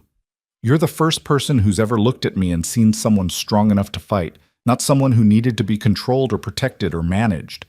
You trusted me to be brave, and that trust meant everything. So what happens now?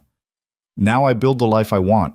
I work at the boarding house, figure out what to do with the ranch, learn who I am when I'm not afraid." She reached out and took his hand. "And I'd like you to be part of that life, if you want to be. Not as my protector or my savior, but as my friend. And maybe, eventually, as something more." Caleb's hand closed around hers, warm and steady. "I'd like that very much." They stood together on the porch, watching the stars and listening to the quiet sounds of the town settling in for the night. It wasn't a dramatic moment, no grand declarations or sweeping gestures. It was simple and real, and exactly what both of them needed. The weeks that followed brought new rhythms and routines. Eliza threw herself into work at the boarding house, learning the business from Margaret and proving herself capable and reliable. She was good with the guests, especially the women traveling alone who appreciated her quiet strength and understanding. Mrs. Chen taught her to cook traditional dishes from China, and they spent long evenings in the kitchen, talking and laughing while they worked. Caleb took the job at the Carlson Ranch and proved to be as skilled with cattle and horses as he'd been on the trail. The Carlsons appreciated his steady work ethic and quiet competence, and within a month they'd offered him a permanent position with a small cabin on their property. He spent his evenings in town, often at the boarding house, helping with repairs and becoming a familiar presence.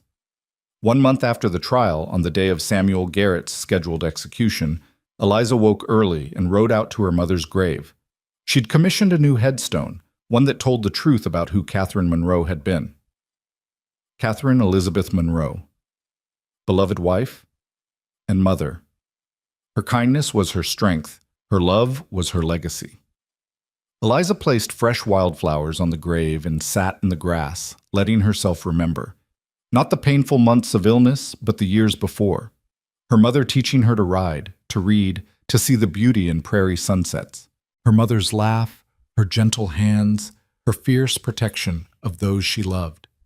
"He's gone now, Mama," Eliza said quietly. "They hanged him this morning. It's really over."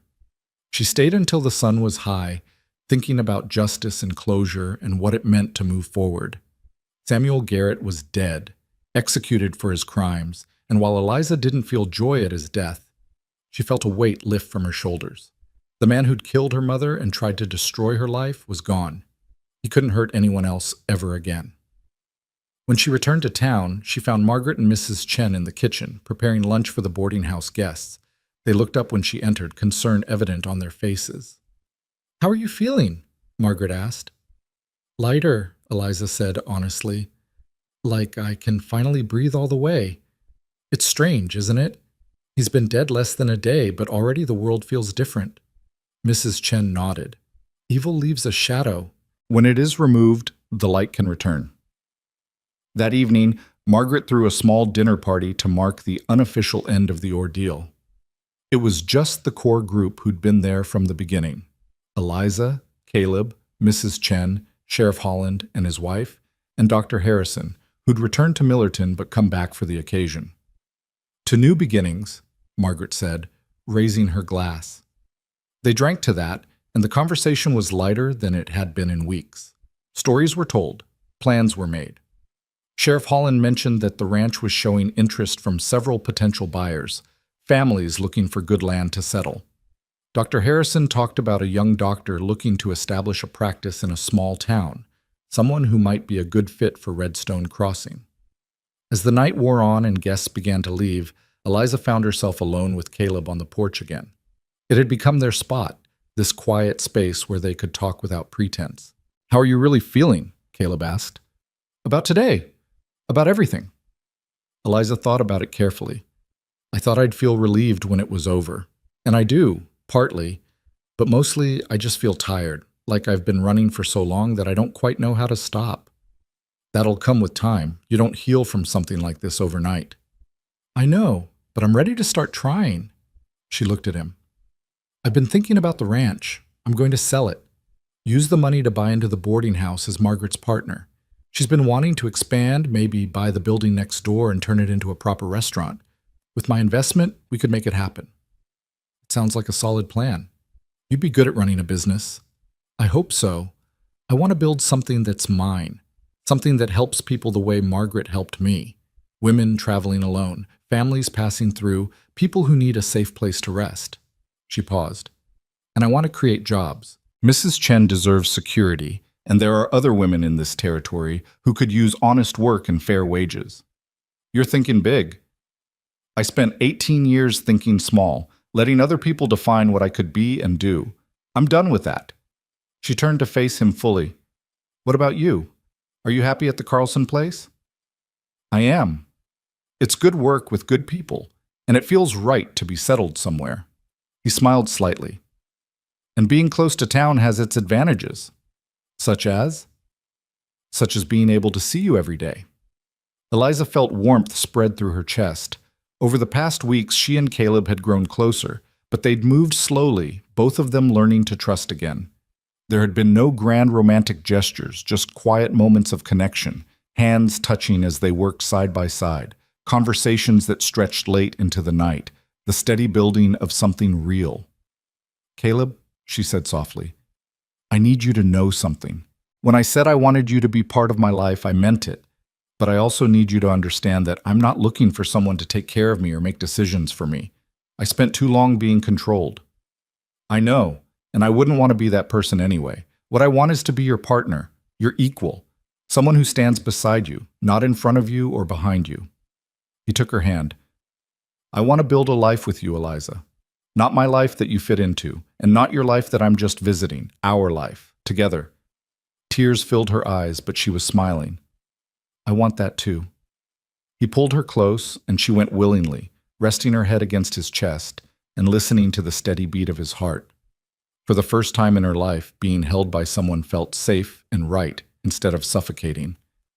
I love you, she whispered. I don't know when it happened, but I do. I love you too, he said into her hair. I think I have since that first night when you stood in the rain looking terrified but refusing to give up. They stood together on the porch as the stars came out, two people who'd found each other in the darkness and chosen to walk toward the light together. The months that followed brought growth and change. Eliza and Margaret finalized the partnership and the boarding house expansion began.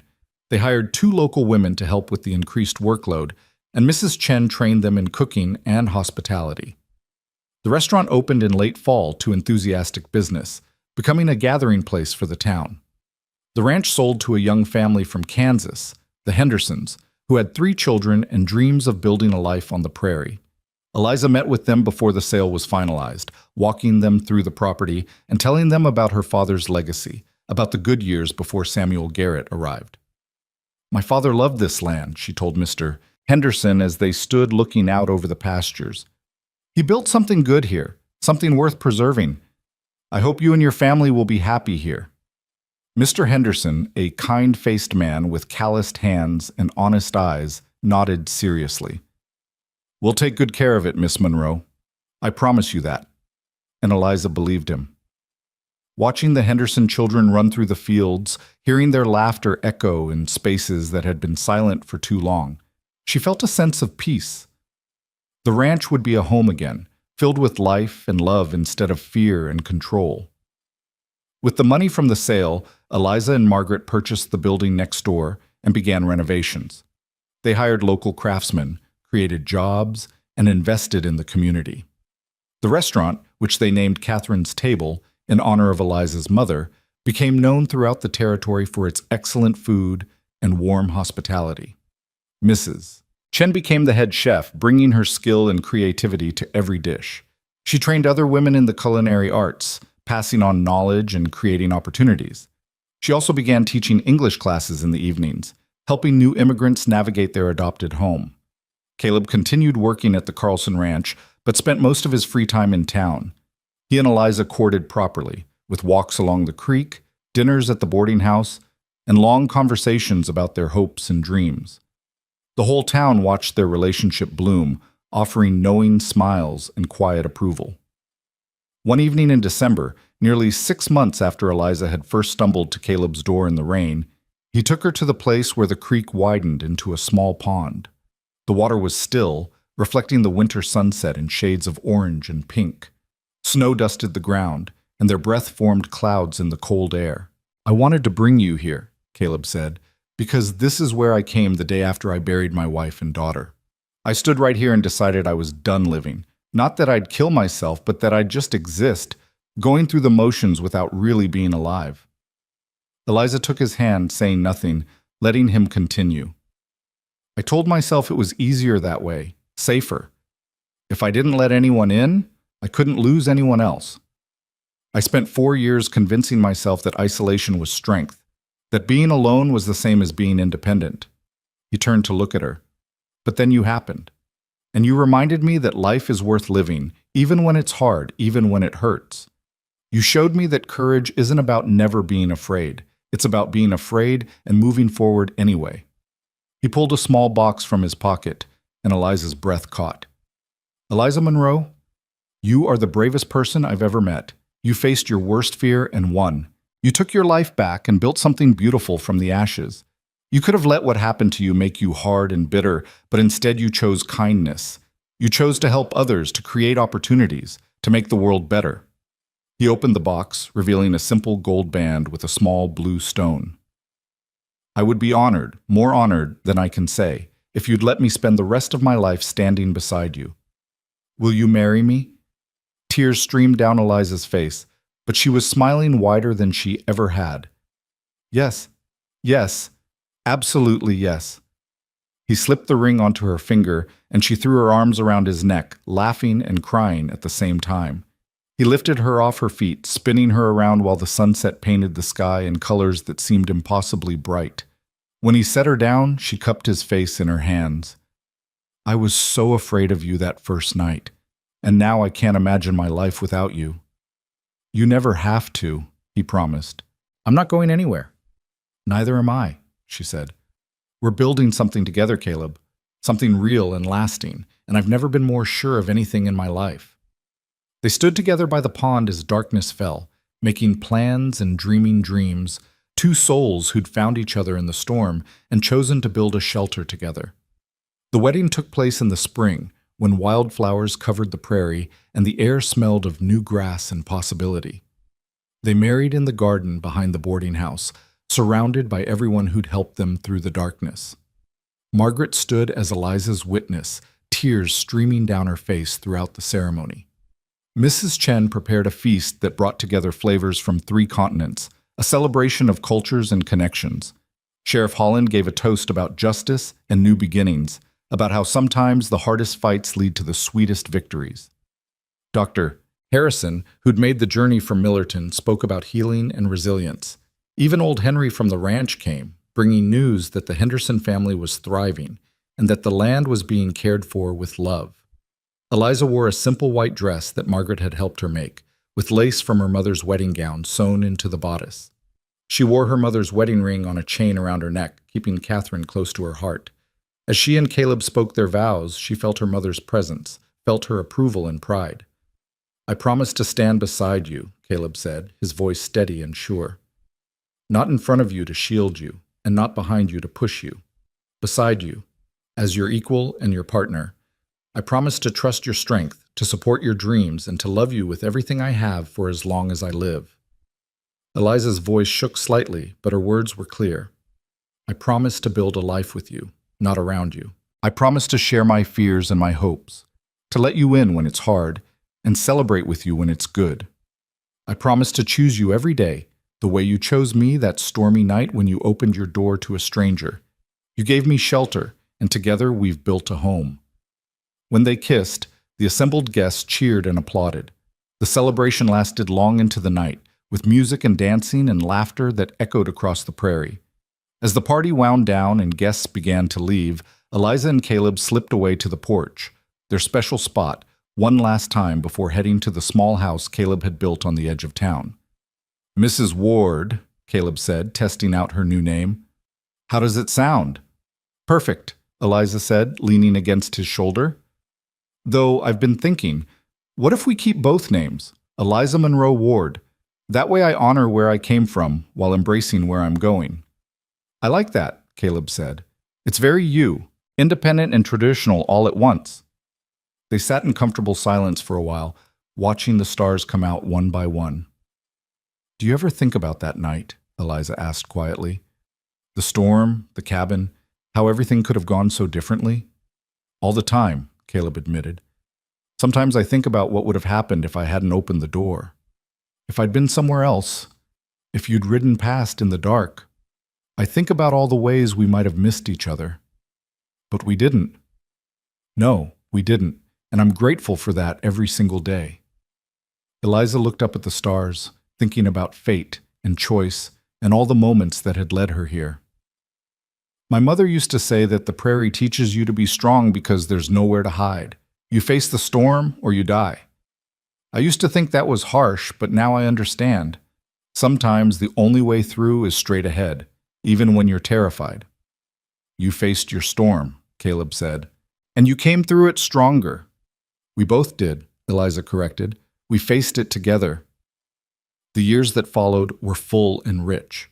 Eliza and Caleb built their life with intention and care, creating a home that was warm and welcoming.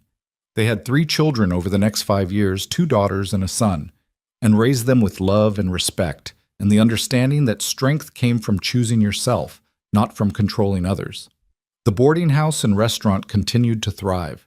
Margaret and Eliza worked side by side, creating a business that was known throughout the territory for its quality and its heart. They employed dozens of women over the years, offering fair wages and safe working conditions.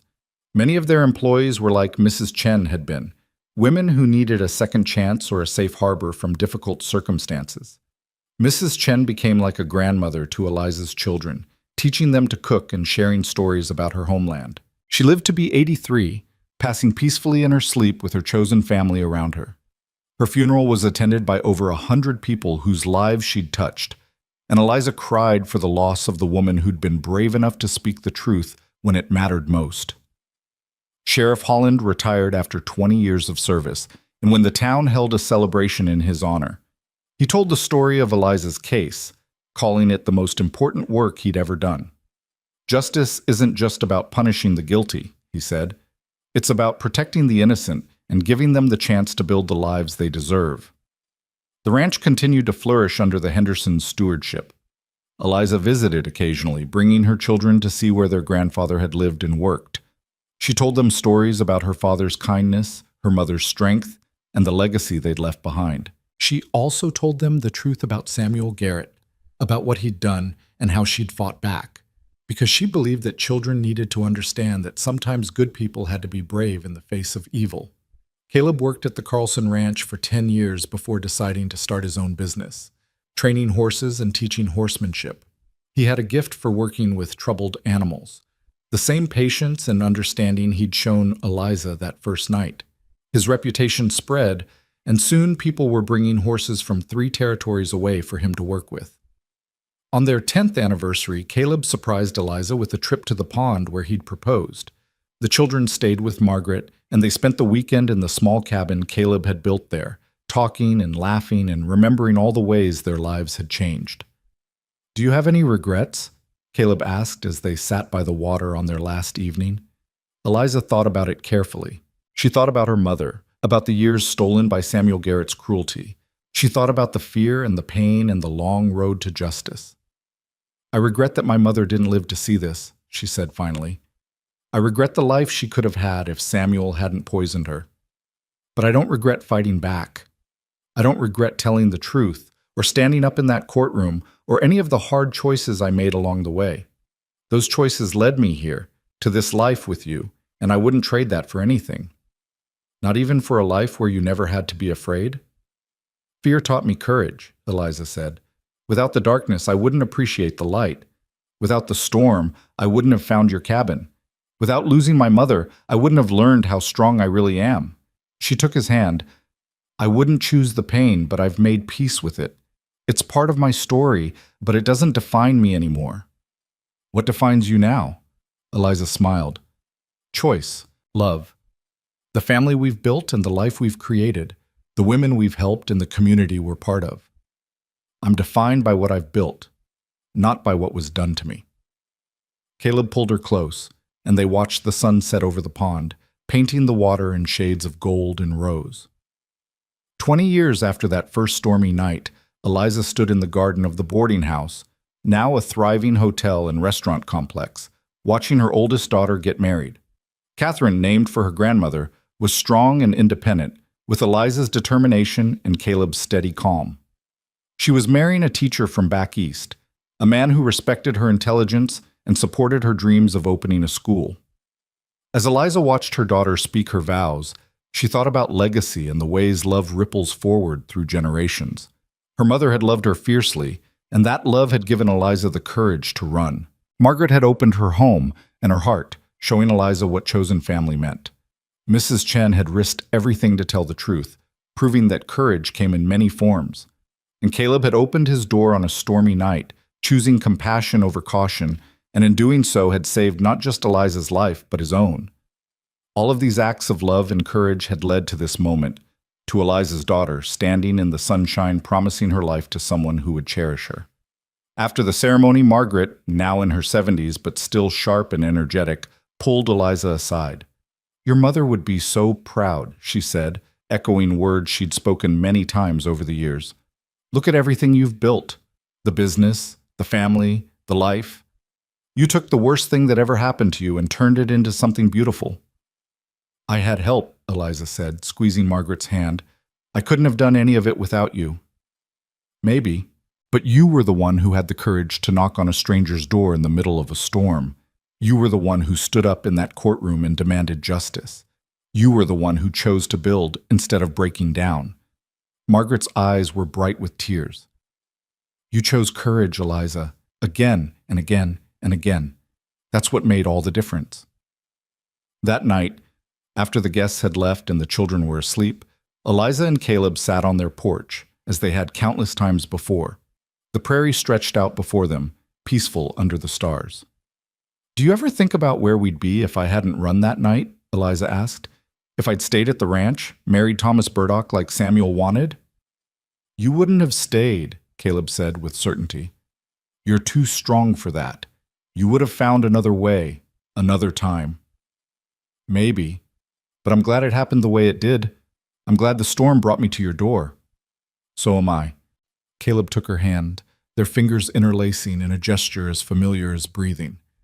"You know what I think about sometimes? I think about all the people out there right now who are in the situation you were in. Trapped, afraid, not sure if they're strong enough to run. I wish I could tell them what I've learned from watching you all these years." "What's that?" "That courage isn't something you're born with. It's something you choose moment by moment, even when you're terrified. That running towards something better isn't cowardice, it's survival. And that asking for help isn't weakness, it's wisdom." He looked at her. "You taught me all of that." Eliza leaned her head on his shoulder, feeling the solid warmth of him, the steady presence that had anchored her for 2 decades. "We taught each other.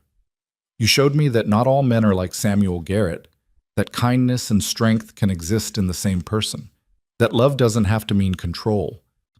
They sat in comfortable silence, 2 people who'd walked through fire and come out the other side hand in hand. Years later, when Eliza was an old woman with silver hair and grandchildren who climbed on her lap, she would tell this story. She'd tell it to young women who came to the hotel looking for work, running from their own Samuel Garretts. She'd tell it to her grandchildren, who needed to understand that their grandmother had been brave in ways that mattered. She'd tell them about the storm and the cabin and the stranger who'd opened his door. She'd tell them about Margaret's kindness and Mrs. Chen's courage and Sheriff Holland's justice. She'd tell them about standing in a courtroom and speaking truth to power, about watching a murderer brought to justice, about the long road to healing. But most of all, she'd tell them about choice, about how every day she'd chosen to keep going, chosen to tell the truth, chosen to build something good from the ashes of tragedy, chosen love over fear, hope over despair, courage over comfort. "I was afraid," she'd tell them, her voice still strong even in old age. "I was so afraid I could barely breathe. But I did the thing that scared me anyway. I knocked on that door, I told my story, I demanded justice, and every single time I was afraid, I made the choice to be brave anyway." And that, she'd conclude, made all the difference. On a spring morning, many years after that first stormy night, Eliza woke to birdsong and sunshine streaming through her bedroom window. Caleb was still asleep beside her, his face peaceful in the early light. She could hear her grandchildren playing in the yard, their laughter carrying through the open window. She got up quietly and went to the window, looking out over the town she'd helped build, the life she'd chosen. The hotel stood proud and prosperous. The restaurant was already showing signs of activity as Mrs. Chen's successor prepared for the breakfast rush. The schoolhouse Catherine had founded rang with the voices of children learning. Everything she could see was the result of choices made in fear and love and courage. Every building, every relationship, every dream realized was proof that running toward something better wasn't cowardice. It was the bravest thing a person could do. Eliza touched the window frame, the same gesture she'd made thousands of times over the years, and smiled. She'd been afraid that night in the storm. She'd been terrified, actually, shaking so hard she could barely stay on the horse. But she'd done it anyway. And that choice, that single moment of desperate courage, had changed everything. Behind her, Caleb stirred and reached for her. She turned from the window and went to him, sliding back into bed and into his arms. He pulled her close, still half asleep, and she felt the same sense of safety and love she'd felt every day for the past 40 years. "Love you," he mumbled against her hair. "Love you too," she whispered back. Outside, The prairie wind whispered through the grass, carrying with it the memory of a storm, a desperate ride, and a door opening in the darkness. Carrying with it the echo of words spoken in fear and answered with kindness. "I'm afraid of you," she'd said. "I've got you," he'd answered, and he had. And she'd held on. And together they'd built a life worth living. The end.